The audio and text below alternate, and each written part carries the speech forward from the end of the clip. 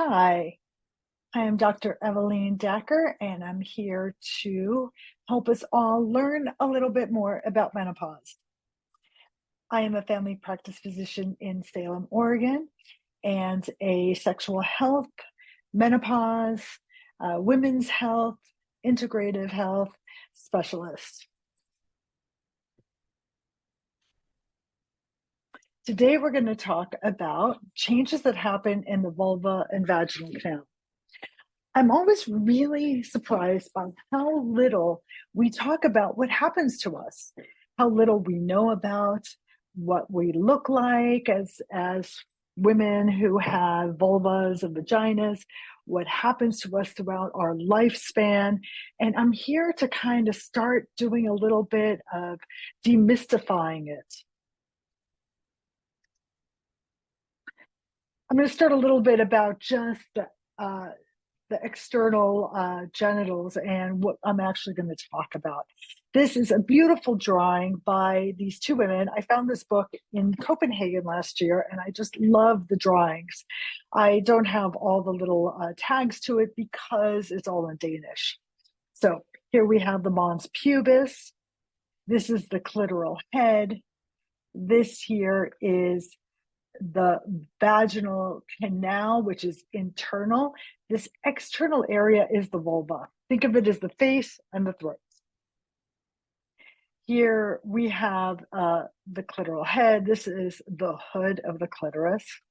This is the labia majora, the labia minora, and inside we have the urethra, the canal.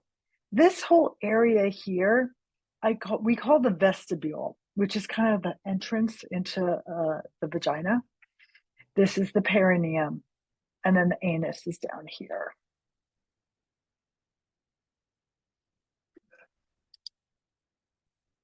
The places that we're going to speak about specifically are the vaginal canal and this area right here, which is the entrance into the vagina. This area, especially the labia majora, is full of tissue that still has sweat glands. Did you know that our labia has sweat glands? But as we go more deeper, it's all epithelial tissue that does not have any sweat glands. It could actually get pretty dry. This area is very sensitive to hormones like estrogen and testosterone. As you can see, this right here, this is a beautiful book, and I just scanned the book. So it's called The New View of Women's Bodies, and it has so many beautiful illustrations, and I just loved this book. It was written and drawn in 1981. And as you can see, like the outside still has these sebaceous glands. So that's why sometimes women get pimples, or you kind of get some like hardness, because sometimes you can get a little, it could get clogged up. And then inside, they call this the clitoral opening of the vagina. I love that, but really just the opening of the vagina that's right here. There's glands up here, the paraurethral ducts, that help provide some of the fluid that we get when we get turned on, and just to keep us lubricated. And within here is this vaginal canal. The vaginal canal is made by some connective tissue, muscle tissue, and then there's this basal cell, and this is all epithelial cells. These epithelial cells, they're all very sensitive to estrogen and even some testosterone. These epithelial cells is kind of what sloughs off, that brings some of the discharge that we have and provides some of the lubrication. Now, hormones actually play a really big role in that vulva area and in the vaginal canal. Estrogen itself helps maintain, it brings all the blood flow to support the collagen, the hyaluronic acid, all the peptides that keep the tissue moist, the mucopolysaccharides to keep the tissue moist and firm and flexible, so that we can adjust our size to have, anything penetrate us or to have babies. The estrogen also is important to support the microbiome. The microbiome is all the bacteria, the healthy bacteria and viruses that exist in our vaginal canal. Also, we have microbiome in our gut and in our urethra, and all of these tissues that have moisture. They're full of really healthy bacteria that continue to provide support to keep away bad bacteria and pathogens from invading. The estrogen supports the superficial epithelial layer for that, the lactobacillus, which is one of the good bacteria, to produce lactic acid. Lactic acid helps maintain a healthy acidic pH. This acidic pH helps reduce any pathogens from taking place. Then androgens, which are testosterone and DHEA. DHEA is another hormone that breaks down into testosterone. Testosterone actually breaks down into estrogen too. This helps stimulate the nerve fibers and again contributes to the mucus of the superficial layer. A little known fact is that since we're embryologically, the vaginal canal and the vestibular area embryologically is the same sort of tissue that exists in the layer of the urethra of the penis. We're more alike than we're different. So we all need all of these hormones to kind of maintain the health of the vulva and the vagina. So what happens when it goes away? What happens during menopause when all of a sudden you're not having that same estrogen? Well, a little known fact too is that actually, because you don't have estrogen, the epithelial starts thinning, and the inner labia, those lips that help provide, actually start disappearing. They disappear into the labia majora. The canal, our vaginal canal, could start getting thinner. The pH starts going higher because we don't have that lactic acid helping to support a healthy microbiome. We get drier, the secretions change. The urethra even changes again because that tissue is sensitive to hormones. The urethra moves closer to the vaginal wall and actually gets closer to the entrance of the vagina. Sometimes we call this telescoping, where the urethra starts kind of pushing out a little bit. And this may be one of the reasons that women get more urinary tract infections, because not only does the microbiome change, but the pH changes and the bacteria could become higher. We also notice that there's an increase in stress incontinence, especially like when you cough, sneeze. Women are like, oh, I'm just getting older, my bladder's weaker. A lot of that has to do with the lack of estrogen that exists in the tissues. Hormones actually also contribute to weakness of the pelvic floor muscles. So women might have prolapse, which is when the uterus comes down, or when the bladder wall and the urethra start kind of coming down and start poking out through the vagina. As I talked about earlier too, the vulva changes. The size of the outer lips, or the labia majora, could start getting smaller. Some of this is just normal aging. We lose collagen. As we get older, we lose collagen in our face, in our tissues, and we lose collagen in our vulva too. So the outer lips could seem smaller, the inner lips disappear. There could be adhesions of the clitoral hood, and I've seen where the clitoris is totally closed and covers the actual external clitoris. The external clitoris could get smaller as well. And then the tissue in that area that's just at the entrance of the vagina could get really rigid and tender and painful. Some women complain of itching and pain, but not everybody feels this. So I'm going to talk about that here again. This is the clitoral hood. This could end up being covered. This is the urethra. Oftentimes, the opening of the vagina is not this tiny. Here they call it the hymen of the clitoris. It was written in the 1980s, so, they were trying to clitoris is really all about what women, all of this is clitoral tissue. And it is true. There is clitoral tissue deep within this. But the fourchette or the vestibula is what I'm really talking about. So all of this could get really rigid. The labia disappear into the outer labia.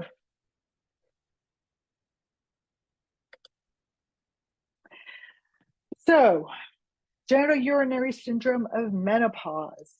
You know, I've heard this so many times. You use it or you lose it. That is a lie. I'm going to just say that really loud and out loud. It is not true. If you don't use it, does not mean you lose it. You could use it and still lose it. It doesn't have anything to do with what you put in your vagina. It has to do with the hormones and how much you have in you and how well your body responds to it. I can't tell you how many times I hear women tell me, I'm not having sex, so my aging vagina doesn't matter.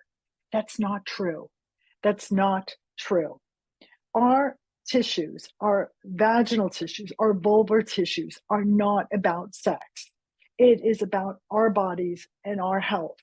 The more that we could take care of ourselves, the better we're going to be, regardless if we're having sex with anybody, regardless if we're putting anything inside of us. It is important. I can't tell you how many times I see women coming in with recurrent urinary tract infections who are like, I don't have to worry about my vagina. I only have to worry about my UTIs, but they're related. Maybe you know this, maybe you don't, but a little known fact is when older women get urinary tract infections, they doesn't show up the way that younger women do. Many older women, and I'm talking about women in their 70s, 80s, 90s, don't have that pain with urination, aren't having the frequency. How it shows up is that they're getting sick, fever, they may start becoming delirious. You don't even think about that it could be a UTI because you think UTIs are for sexually active young women. But when all women get it, it can actually cause sepsis and death. So it is important to take care of these tissues. This is so common that over half of the women who are having sex do experience this atrophy and dryness. Almost 50% of women who go through menopause have some sort of discomfort. It could be dryness, it could be itching, it could be pain. A lot of people who are having painful sex is because of this dryness. And then, of course, the increase in urinary tract infections due to the shifts in the microbiome in the vagina and in the urine. Let's take care of ourselves. Let's take care of our tissues, regardless if you're having sex. Sometimes I think like women who aren't using it, maybe because they're having so much pain that they don't want to. So what we could do, it's not always, some people just don't want to be on hormones. Like there is a group of us who really believe that, going natural is the way to go, but you don't want to have pain. So the two things you can do is using moisturizers, which could be hyaluronic acid suppositories. There's over-the-counter things that you could buy. I'm not going to name any brands because I'm not really familiar with them as well. But there was one small study that showed that using hyaluronic acid could be equivalent and as helpful as using vaginal estrogen. The study was done in a very small group of people and it was only done for 12 weeks. So there wasn't really a study of like, can hyaluronic acid do enough care to reduce UTIs or can reduce long-term pain? But if you're starting having this issue and you don't know what to do about it, you can find hyaluronic acid suppositories online. They can be quite pricey though. Another thing that's very helpful is using lube. I think everybody should use lube. I don't care how old you are. I think lube we need to normalize it. It's not just an old lady problem. Sometimes you're just not as juicy as you want to be. I personally like silicone lube. Uber lube is one of my favorites because it doesn't change the pH. It doesn't stain your sheets. A little goes a long way. It stays in place. But there's other lubes. There's water-based lubes, which I recommend to stay away from the more well-known brands and do something like Good Clean Love. They're better. They maintain your pH a little bit better. There's hybrids, which are a mixture of silicone and water. And then there's oil-based lubes, such as oils, coconut oil. If you're going to use coconut oil, though, scoop it out and put it into something before you use it. Don't use your fingers to constantly go into the same jar, because if you're using your fingers and you're touching genitals and then you're going back into the jar, you're kind of contaminating it. And I think that's a really great way of increasing issues with infections. The only thing I want to say about Uberlube and any silicone-based lube is don't use it on your silicone toys. Silicone degrades silicone. So if you're going to have, use Uberlube or something like that because you like it and you want to use it on your toys, use a condom over your toys, and then it's fine to use the silicone lubes. What else can you do? Okay, there's hormones. So there are 3 types of estrogen hormones that are well known. One is estradiol. Estradiol is the most commonly it's what's in our body. It's the most common estrogen in our body. And when we call it estradiol, we're talking about bioidentical. I have to tell you, when we get estradiol or estriol, they're actually synthesized. So they're not natural. They're just more alike to what we naturally produce.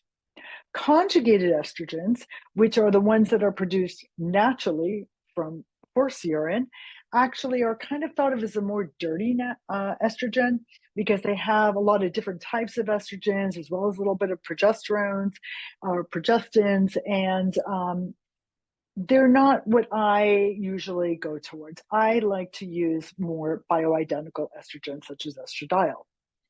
Estriol is another one of the estrogens that we make basically when we're pregnant. It's a weaker estrogen, but sometimes people rather use that because it is a weaker estrogen.